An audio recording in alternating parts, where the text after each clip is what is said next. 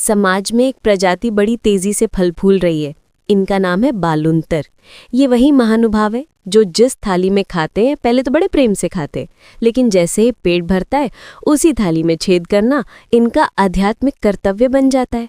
थाली इनके लिए भोजन का साधन कम और छलनी बनने का साधन ज्यादा होती है।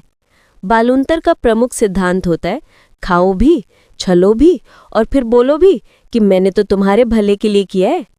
कहने को ये किसी ग्रुप, संगठन या एसोसिएशन के बड़े हित चिंतक होते हैं, लेकिन अंदर खाते इनका रिमोट कहीं और से चलता है।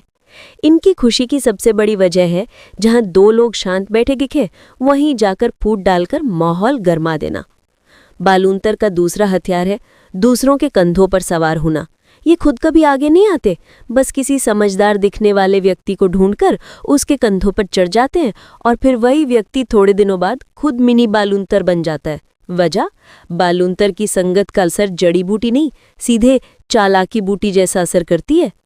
समझदार लोग भी कभी कभी इतने समझदार हो जाते हैं कि बालुंतर के जाल को कूटनीति समझ लेते हैं, और जैसे ही वो इस धोखे में आते हैं बालुंतर खुश होकर कहता है, देखो एक और तैयार हो गया, अब ये भी खूब थालियां छलने में मेरा साथ देगा। समस्या ये नहीं कि समाज में बालुंतर है, समस्या ये है कि ये खुद को सबसे ज्यादा नेक दिल, ईमानदार और त्यागी साबित करने में पीएचडी किए बैठे, जबकि असलियत में इनका त्याग सिर्फ इतना होता है कि दूसरों का समय, भरोसा और माहौल त्याग देते हैं।